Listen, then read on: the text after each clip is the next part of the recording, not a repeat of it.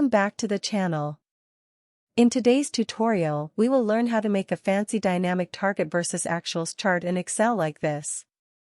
Before we start, make sure you click the subscribe button so you never miss any of our tutorials.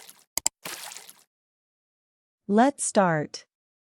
First, select your table and press Alt and F1. Delete the unwanted data.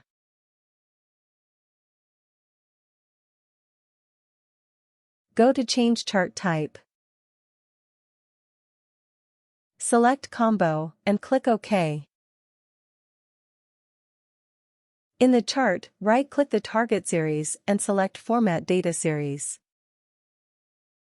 In the Fill section, select No Line. Go to the Marker section, under Marker Options select Built-in and select the rectangle shape. Increase the size.